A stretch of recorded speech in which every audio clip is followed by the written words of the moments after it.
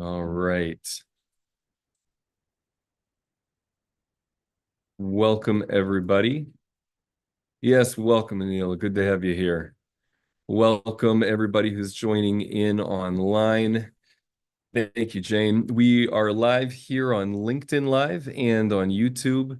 I'll be sharing some info with you today, but before I get into that, I want to say for everybody who's joining in, you are welcome to jump in directly on Zoom. I love it when you do that. I'm able to connect with you directly that way and speak if that's something that you're wanting, if you want direct coaching. If not, if you are viewing in and you're not joining on Zoom, but you have questions, you can always type your questions into the comments section. Type your questions into the comments section, and I will do my best to get to your questions. So you can have any question career related is welcome. So let's say that you are working on your resume or interviewing, or if you are managing. Welcome, Akita. Any questions that you have are welcome here when they're career related. And you're welcome to jump in at any time, interrupt me. That's totally fine. You can interrupt on audio, on video, or type your questions right into the chat. So I'll be sharing some about emotional intelligence, especially in career transitions, because that's a time that it's incredibly important to be in touch with yourself so that you can be in touch with others, build rapport in meaningful ways. I'll be sharing some about that, but I want to remind everybody that you are welcome to ask any questions that you have.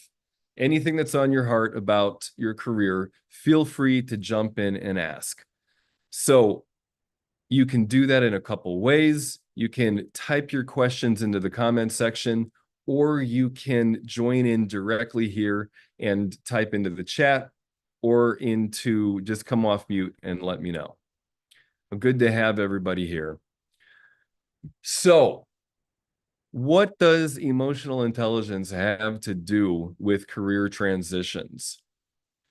I'll start at the beginning of this. In any transition, being in touch with myself and understanding what my fears are, understanding what I feel upset about is going to help me in my interactions with people. So let's say that I'm in an interview scenario. So I am now reaching out and setting up interviews. If I'm in touch with myself at all, I'm going to feel anxiety. If you're anything like me, you're going to feel anxious about talking to new people. I'm going to feel extra anxious if it has anything to do with somebody hiring me. And one of the biggest mistakes that people make is they talk too much in interviews, or they'll over talk just in trying to convey things about themselves. So knowing that, hey, I've got anxiety about whatever interaction I have coming up with a potential employer, this might be an interview, or maybe I'm just connecting with somebody who works at a company that I'm interested in. Understanding that I'm going to be feeling anxious now helps me soothe that internally. Instead of me acting in a knee-jerk response kind of way to things, I'm able to recognize what's going on, say, okay, got it. Yep, I understand why I have some insecurities about the scenario that I'm in. Fine. And then it allows me to actually harness that anxiety in a way that's going to build more of the relationship to whoever I'm talking to.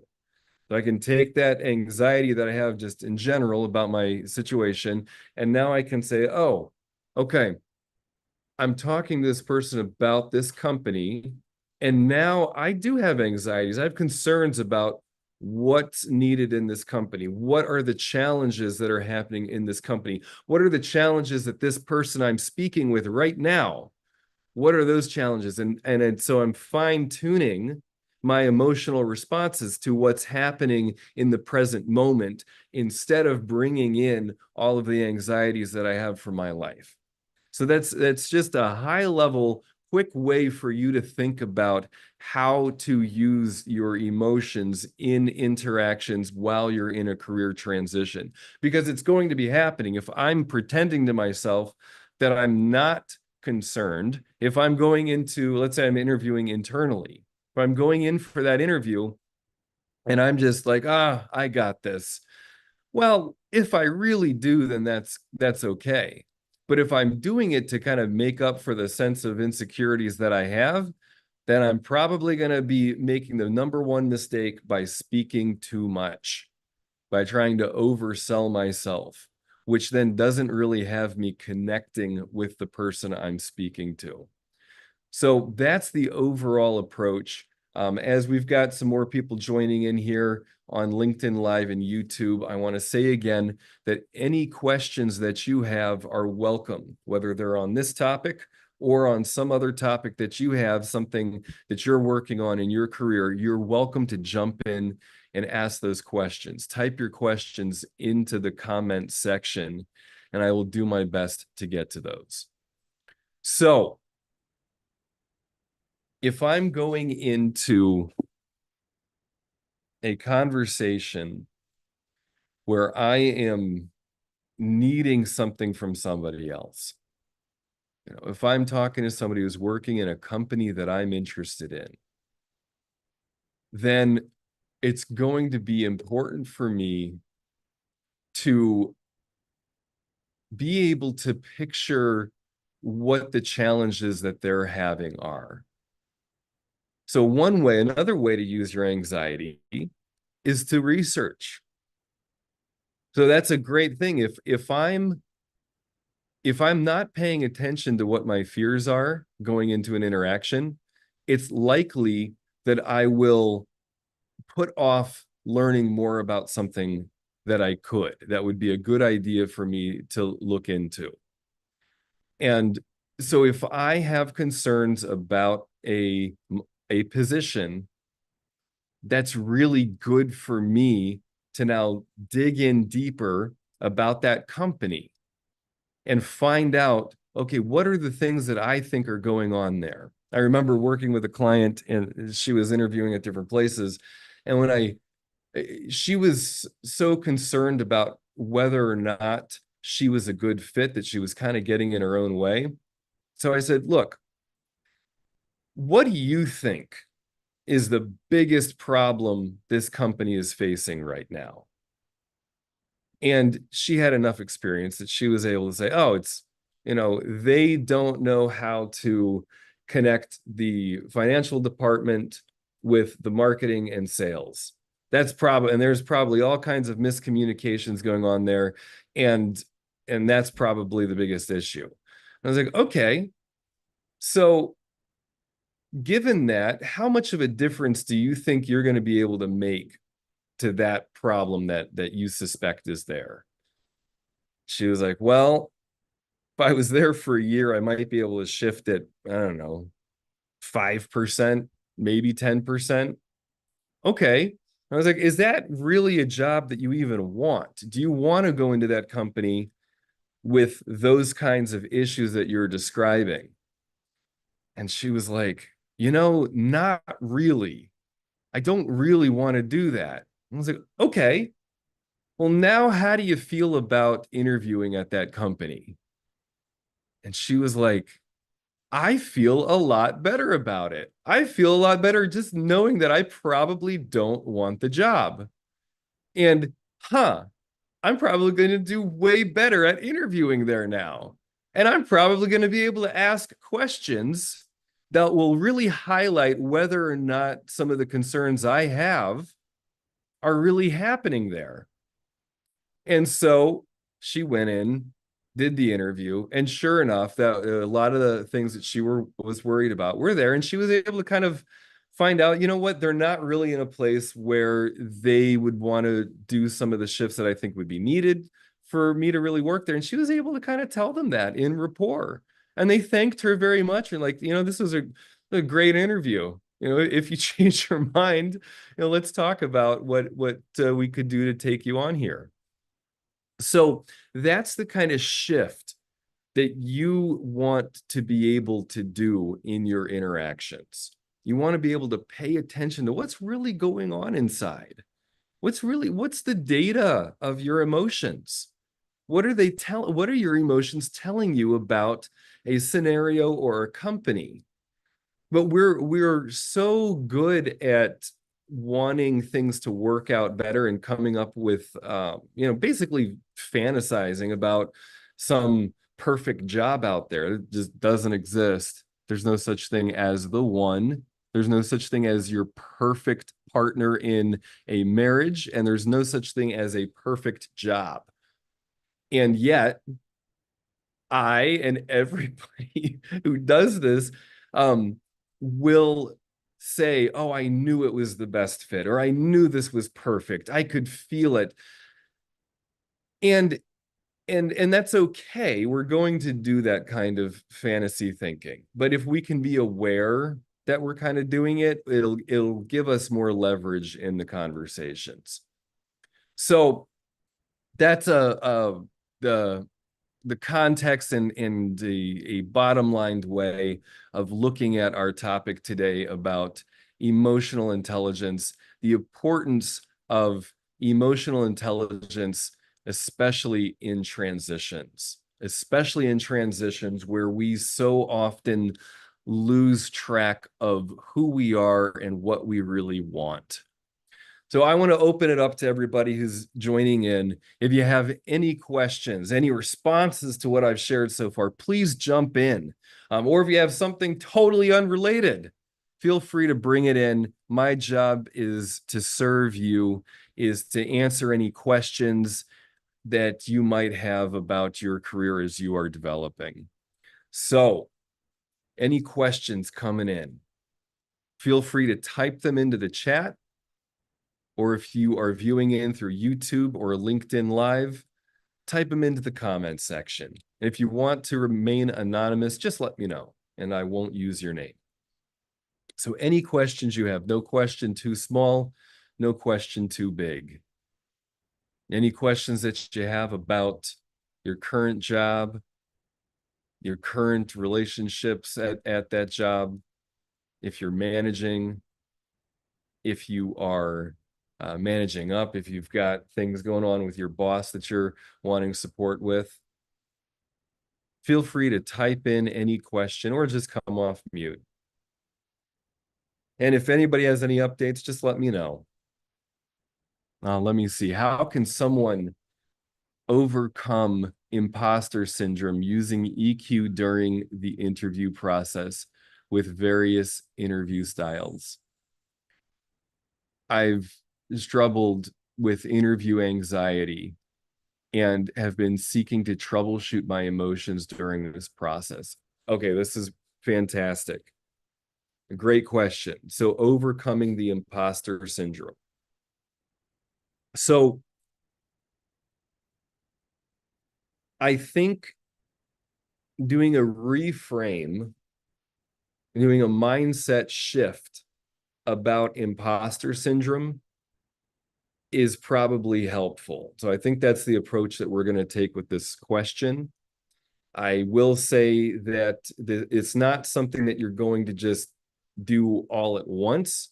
You might have some insights, you might have a little bit of mindset shifts, and then you'll have to act on those. Because if we just have insights and we don't take action on them, our neural wiring stays the same. So we can have an insight, we're going to have an understanding of something, but if we don't take action on that, then our behaviors will stay the same. So I'm letting you know that it's a very good question you're asking, and that it might be simple, but it might not be easy. Okay. And that you may want to do some coaching with this to help change some of those neural pathways. And you also might want to take a look at the career course that I have that is a combination of mindset shift and also just some common sense stuff to do. And there's worksheets and videos that just kind of take you through the process. So we'll throw that link in there to that, but I'm going to be walking you through some of the material in Accelerate Your Career. So again, the question is, how can someone overcome imposter syndrome using emotional intelligence during the interview process with various interview styles? So having trouble with anxiety and wanting to use emotions in an effective way during interviews? It's such a good question. So first of all, imposter syndrome. We all have imposter syndrome. We all, and I'm gonna just say it's anxiety and fear. And we have it for good reason. If I'm going into a company interviewing for that position in that company, the truth is that I haven't been there before. So it would make sense that I would have some sense of being an imposter. And so what I want to do is normalize it, and I want to take it out of there's nothing wrong with having a sense of being an imposter. That's just human nature. When I walked into a gym the other day in the neighborhood. I'm checking out the different places here in the space I moved to. I immediately had imposter syndrome. I've never been in there before. I'm talking to new people. There's people with big muscles in there. I feel intimidated, you know? And so, but it doesn't need to be anything wrong with me. It's just part of being human. So that might be a little shift to do of, okay, so first of all, let's just normalize this. In fact, it could be detrimental to me if I'm walking into an interview and I don't have a little bit of imposter syndrome and I don't have a little bit of anxiety. Well, I'm just walking in there like so confident, like I got this, and I'm just going to tell everybody here how good I am. And then I don't get the job. And I'm like, what happened? I thought I had it. I had all the confidence in the world. Well, your confidence doesn't really matter. Now, there's some ways that confidence matters. I'll share about that. But if you are just trying to act confident in a way that to try to prove to somebody that you can handle stuff, if I'm hiring and I think that you're out of touch with me and what's going on in this company, you're just not going to get a call back from me. I'll say, thanks, I went with another candidate. And that's all you'll hear from me. So using some anxiety and imposter syndrome is good. Learning how to pay attention to that is good. Now, you do need to be able to speak and communicate yourself clearly. And so if I have imposter syndrome and somebody asks me a question, is like, why would you be a good fit for this role? Well, if I haven't practiced on how I'm going to respond to that question at that company, well, I might not do a very good job of it. So practicing how I'm going to respond is one way to use the anxiety that I have to get good at it. And it's just like when I'm performing at an open mic tonight, and I haven't performed in years, I'm rusty. Well, if I just got up there and hadn't practiced at all, like, basically the audience would just be like listening to me like rehearse, because that's how out of touch I am.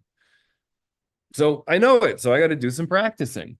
So when you are picturing yourself in an interview, I'm going in, this is what I think the position is about. I think this is what is needed here. And I think that the previous places I've worked, these are the overlaps I see. So when they ask, why should we hire you? Then I'm going to have a very good answer for it. I'm going to say, well, at the last position I was at, these were the issues there. these are the things I did, and these are the results that I got.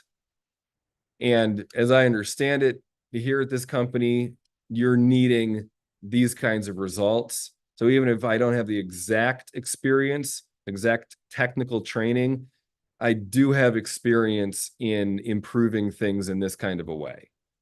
Boom, right there. That's what you got to do. That's what you need to be able to connect the dots for the people who you are interviewing with. They're going to ask you some questions, and you're going to help connect the dots for them. And so in that kind of a way, it's good to have confidence in yourself. And this is a kind of confidence that you can build, and you do it by practicing.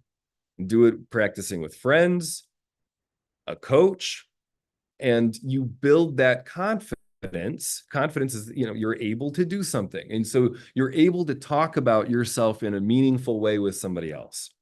And so that's how you would use emotional intelligence. You pay attention to what your concerns are. That's valid information. Emotions are valuable data. Learning how to trust your gut, being confident in yourself. That's good. That's a good thing to develop. So good. I'm getting some thumbs up and some hearts here. So I'm hearing that this is helpful. So there's going to be ways if anxiety is a thing for you, I recommend going to the emotional intelligence gym.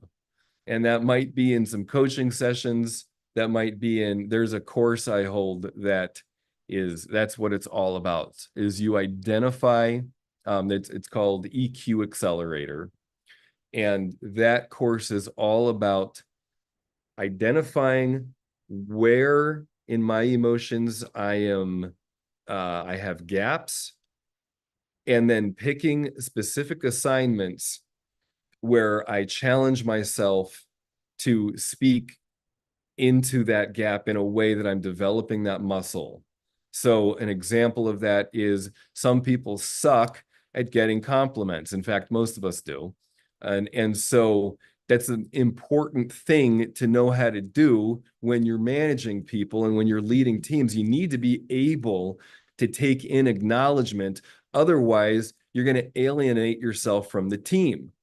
So one assignment that people have gotten is to give and receive compliments. And they have to do it every minute in the group. They have to give somebody a compliment. They have to interrupt, which is, a challenging thing to do. They have to speak out of turn.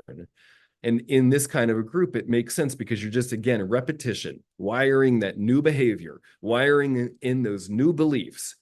So this kind of thing can be very helpful for people. Another thing that I recommend to people working with anxiety is breath work. And if you really want to turn up the game, turn up your intention of working with anxiety, get into ice water. Because I will tell you personally, that does so much, because it is scary every single time I do it. And then my body knows that I can handle anxiety. It knows I can handle fear. So I will be sharing more. If you ever have any interest in that kind of thing and you're here in Chicago, follow me on Instagram. That's where I post most of my ice water stuff. And come out to the lake with me sometime. And you can always set up a time to talk with me more about that on my calendar, or about coaching, about interview coaching and that kind of thing. Set up a time to talk with me if you want to get into it more, and you don't want it, being broadcast here on LinkedIn Live and on YouTube. So set up a time to talk with me, 15 to 20 minutes. I can often help people move things forward in their careers just in that time. And if more time is needed, we can talk about what a coaching relationship might look like. So I've got some more questions coming in. Oh, this is a good one. Good question here. How can I use emotional intelligence to manage a legacy employee who is resistant to adapting to new structure? Well, the first thing we're going to do here is we'll throw in the link to Connect and Thrive. It's a personality assessment that you can take for yourself, get to know what your personality assessment is, and then there's a video that will help you identify other personality styles.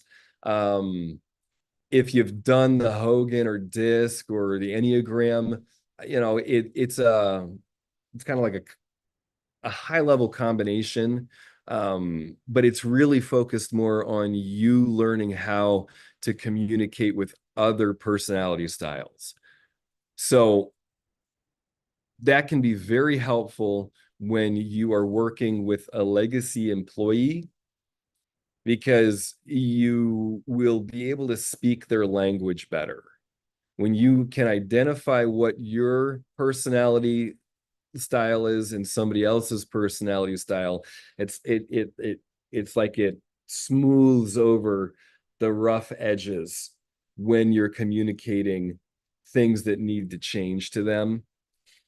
So there's a lot behind this question. I'm going to want you, as you're viewing in, Mo, if you're able to give me some direction and guidance as I respond to this, please do. So, how can I use emotional intelligence to manage legacy employees who are resistant to adapting to a new structure? First thing to do is I hope you can set up one-to-ones with each person and get to know them, get to know what they care about, and have them get to know you and what you care about. If you can set up one-to-ones with people, if it's not part of the structure of your company, then do it over coffees or lunches or something, so that you have just one-to-one interaction. That's so important for building trust and getting to know what they care about, what's important to them. There's all kinds of unconscious things that will happen.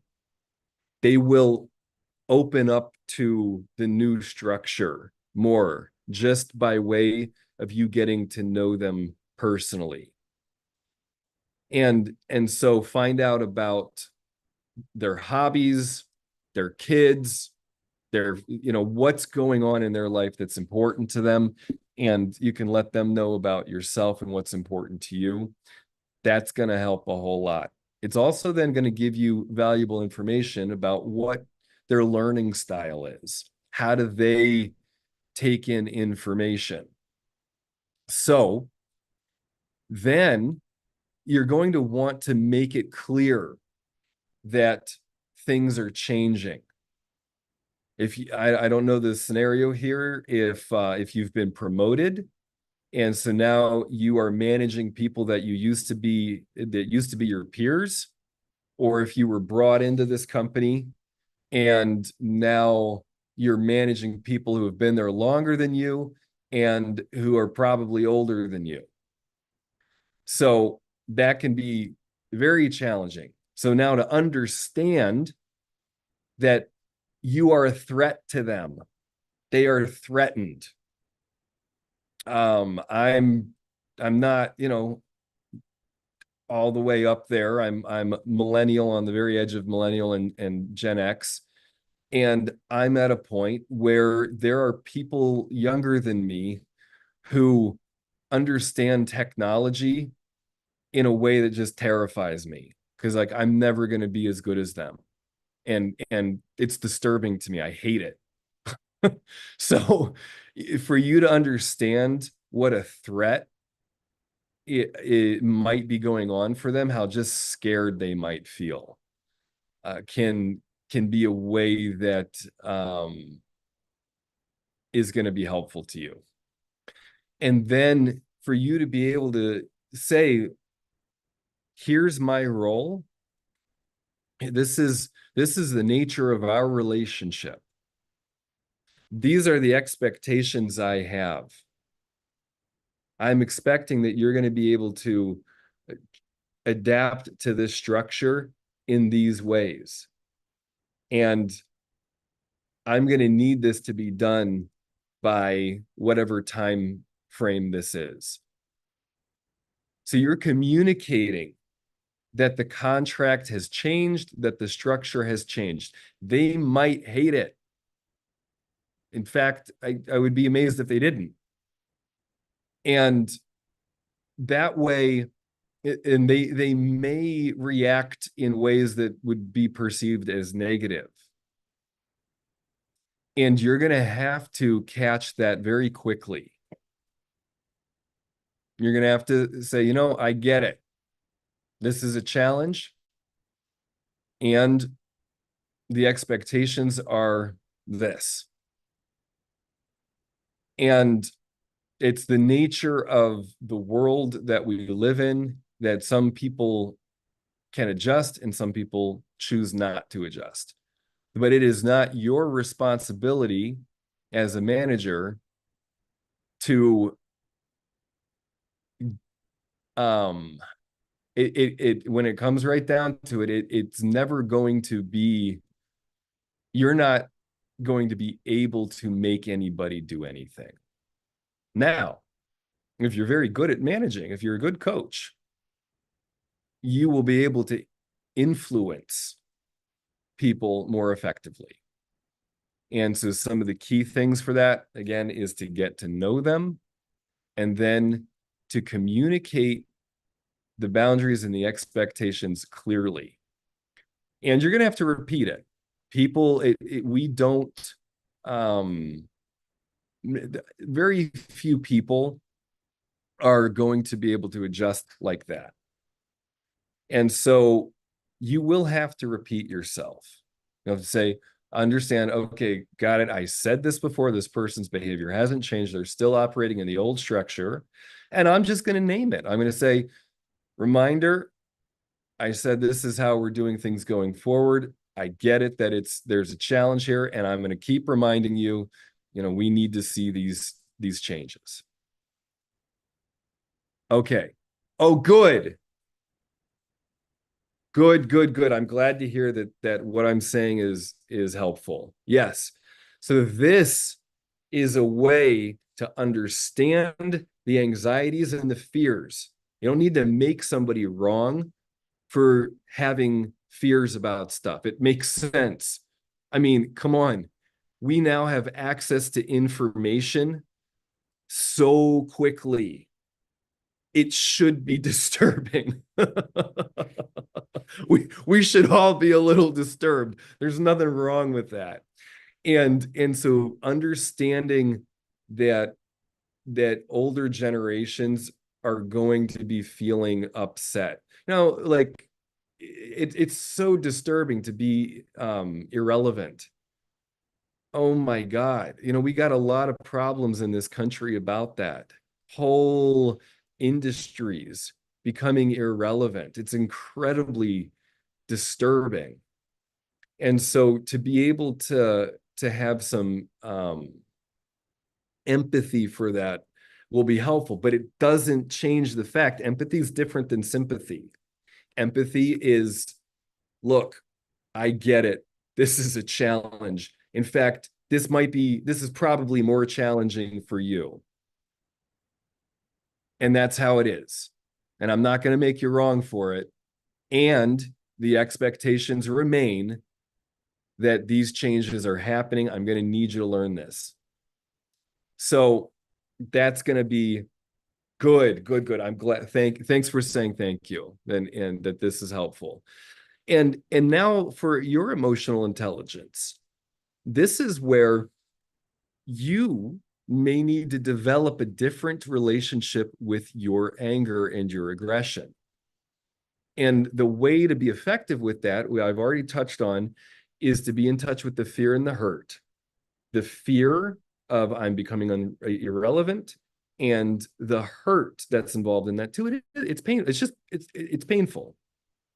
I feel hurt that things that I was once good at and that once gave me meaning are no longer giving me meaning. That hurts. And now if I can be in touch with that inner hurt, it helps me harness my anger in an effective way. And that's that thing of communicating those expectations and those boundaries clearly and saying, I get it. It's pain. There's pain there. You're gonna have to use whatever language is appropriate in your company. You might not say hurt and anger and these feelings, these bottom line feelings that you hear me saying here. But for you then to harness that anger, just saying, but I expect that we're going to be getting these results by then. When you have questions, come ask me. Here's what I need done. I need you to figure out how to do it. And if you need support in the process of doing it, let's talk. And that can be such a good thing to do because it's showing that you're expecting them to shift and you're not micromanaging. You're not coming in with sympathy of like, oh, I know this is so hard. Oh, this is a challenge. Here, let me help you. And then you get to be a hero and be so smart and show them how to do things and da da da da da. Because that's insulting to them.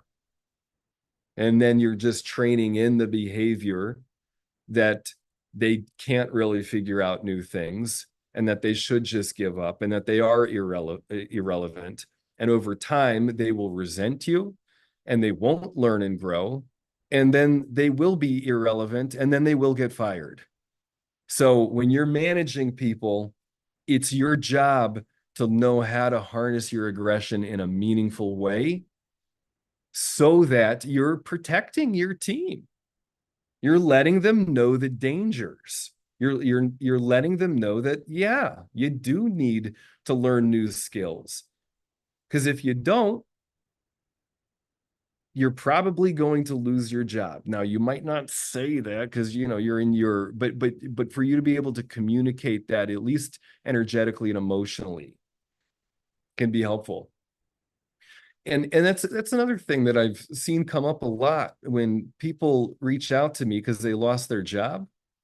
If we really look at it, most of the time they knew and they weren't paying attention to their fears. They fantasized and they said, oh, maybe it'll be okay. Oh, I bet. Because that's how we are as humans. Like I've been coaching people now for 10, 11 years on this kind of thing. And when the organization that I worked with was showing signs that we were going to close, I was in denial about it. And I know better. So, I had coaches and I reached out and I was probably more conscious of it than I would have been otherwise. But if we're really honest with ourselves, our emotions are sending us all kinds of valuable data. And most of us are just really trained in not paying attention to ourselves.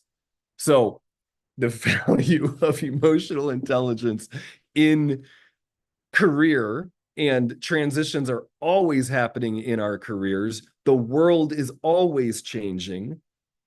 And knowing what my feelings are and how to pay attention to those feelings in a meaningful way is only going to help me. Is only going to help me do my job better, help me recognize the reality of situations that I'm in, and help me manage that reality in a meaningful way. Oh, great questions. And I thank you for asking them and letting me know that this is helpful to you. So got another few minutes here. I want to look at this response here, but I'll get to that in a second. First, everybody who's just joining in, this is Career Lab Wednesday. I'm here every Wednesday, noon to 1 p.m. Central. I take questions from LinkedIn Live and YouTube, and I love it when people jump in directly here on Zoom. whichever format you're in, you can type your questions into the comment section. There's things that you can use of mine in between every Wednesday. My YouTube channel, I post hypnosis stuff on there, as well as educational material that I tend to dive deep into psychology and human development, but I like to tie it to career. And then you can also look at the course that I have, which is Accelerate Your Career. And you can also set up time with me one-to-one if you want to talk. I can often help people get a sense of themselves and affirm that they're on the track that they want to be on. And we can also set up more coaching time if that's needed. So there's many ways to engage with me. And here on Career Lab Wednesday, I love it when you ask questions and you guide me on what you're working with. And I'll do my best to help. Your questions are the fuel for this format. Your questions help other people learn and grow. Your questions are the things that people relate to. You give me the content to work with. So I really appreciate the questions that you do. So let's see. I had a manager that told me that corporate America does not really care about my work-life balance, but yet acknowledges that I am a good and productive employee. I don't want to leave the organization, but I cannot continue to work under this type of management. Okay. How can emotional intelligence help me heal from that trauma and retain trust with the organization? So that's a big question. And I'll bottom line this as best as I can. The way that I like to look at career and working is that it's a pathway for me to become who I can become. That I spend a significant amount of my life working. And so I like to also think of it as play and work. And am I becoming who I can become working where I'm at? Now, this is the foundation of who I am in this corporate environment or in whatever work environment I'm in. The foundation for that was set up in my childhood. So my relationship with my mom and dad, or grandma and grandpa, or whoever the authority figures were in my life. I was raised by my mom and dad, but I spent a lot of time with my grandparents because both my parents worked. So, I have these different authority figures. It's my relationship with those early authority figures that is the lens through which I'm going to see all future interactions. That's just the nature of reality. That's what it means to be human. And that never goes away.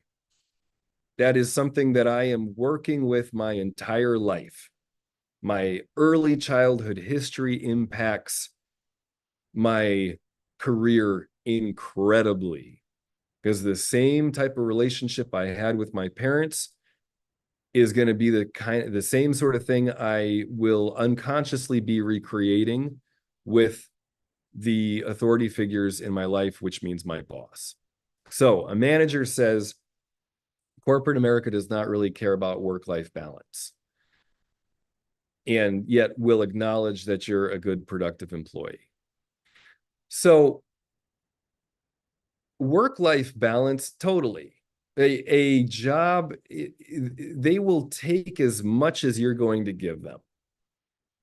And you can work 80 hours a week, and there's always going to be more to-dos.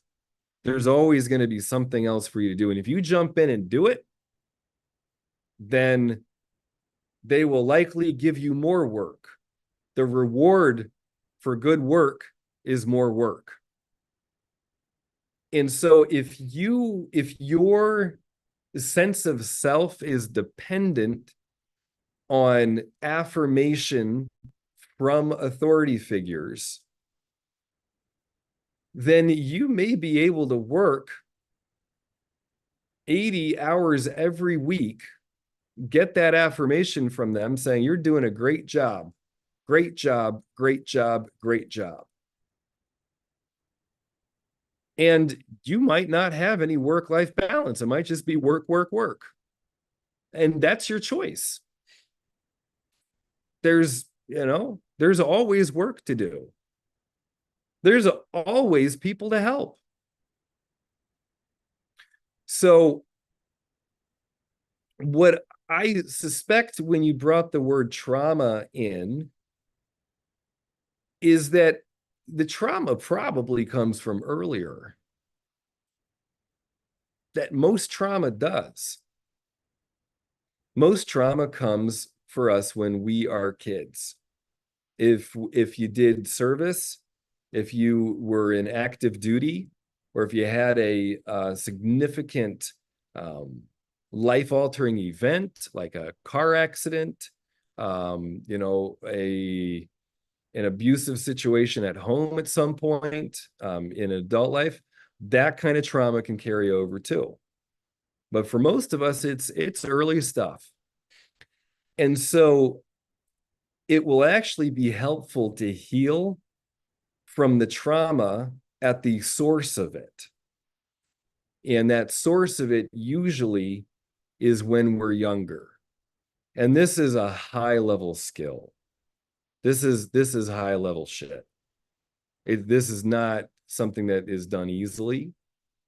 There's a variety of ways to heal from trauma. Therapy can be useful. Coaching can be useful. Jumping into ice water can be useful. Rolfing, I did this stuff like deep tissue massage, and I almost died in the ocean one time. And they were working on my jaw, and all of a sudden my body was flooded with all these emotions and terror when I was taken to the hospital, and I could taste the salt water. And I had all these sensations, and it was like, whoa, wow, that bit of trauma was just unlocked in my body because somebody was like digging into my jawline.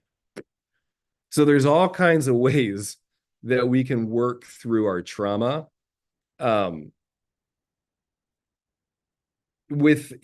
terms of developing trust in the organization, I suspect it has less to do with the trust of the organization, and it's going to have a lot more to do with the trust of yourself. Learning how to really trust yourself to set your boundaries and say, here's all the good work I did, and I'm not doing more. And the organization might be used to you doing more, and then they'll be like, wait, but we need this and this and this, and would be for you to say, I know, I understand, and I trained you to expect a whole lot of me, which is cool, but I'm not going to keep doing things the way at the same volume, certainly not at the same pay rate that you've become accustomed to. And you might have that conversation right away, or you might build up to it. You might do some internal work to develop that sense of self, that inner confidence, that when authority then puts the pressure on, that you know that you're going to be able to withstand that pressure. And a lot of people I work with, one of the things they'll do is they will do some interviews. They'll find out what they could be making at other companies. They start to get a sense of that. So, and that gives them the confidence, and they're saying, you know what? I could go work less hours at this other company and be making more money. Whoa, okay. I am now willing to talk to my manager or talk to my boss and say, look, you got a great bargain with me for the last 3 years or whatever. You got a good deal with me. And I'm grateful that I've been able to develop my skills and that I've been able to do meaningful work. I value the work that I do here. And at the same time, things have got to change.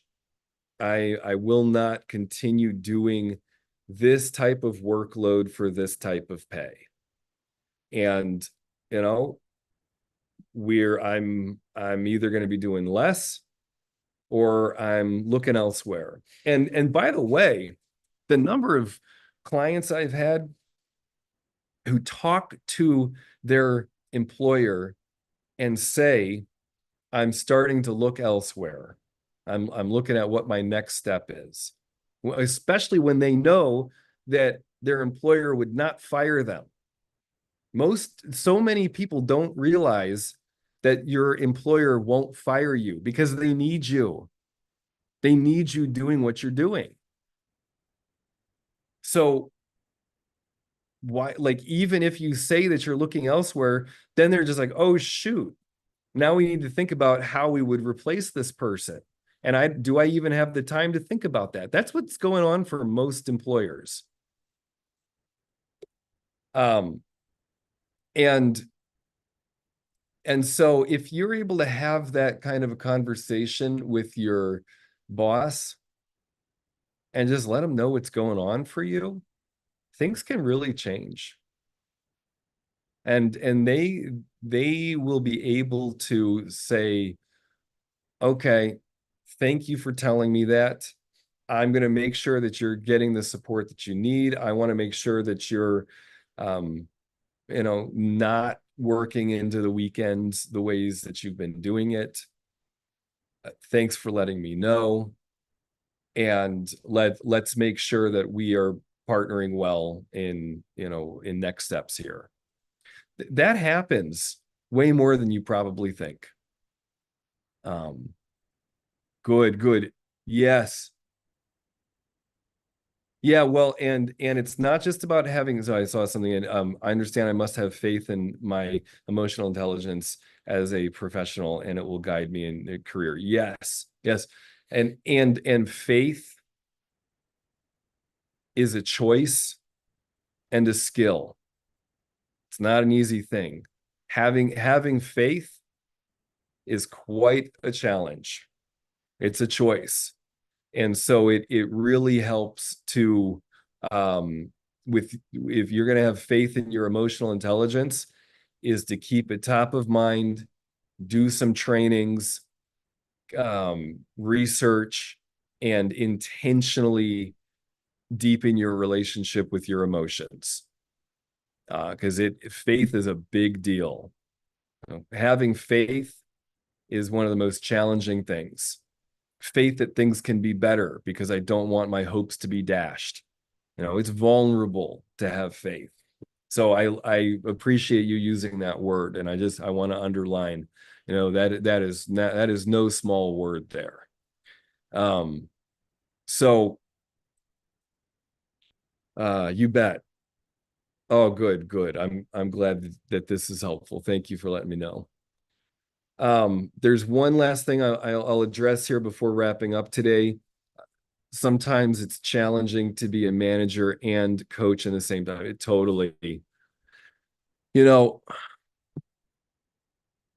coaching is such a valuable skill that companies are bringing it in and getting their managers trained as coaches because it's needed. It's being a coach, and I think thinking of yourself as a coach when you're a manager is going to have you being a good manager. Think about you coaching a sports team because you're understanding that every person on your team is different. Every person serves a purpose, their purpose. And how does their purpose integrate with the rest of the team? So a good manager is a good coach. I'm so glad you said that. And becoming a better coach will mean that you become an excellent manager. So I think we'll end with that today. Thank you everybody for joining in. Thank you for your questions. It's good stuff and helping fuel the conversation. And for everybody who's been listening in, thanks for joining in. If you want to review this, you can check it out on my YouTube channel. If you want to set up a time to talk with me, please do. There's a link to my calendar. We'll set up a 15-20 minute time to talk. And until next time, you know, be noticing your emotions, be developing your relationship with yourself. As you do that, you will be inviting others to connect deeply with you. You will be inviting others to be more curious about themselves. And that's really the foundation for relationships, is curiosity about yourself and curiosity about others. So keep that as your focus, as your North Star as you go into this week. All right. You bet. Thanks.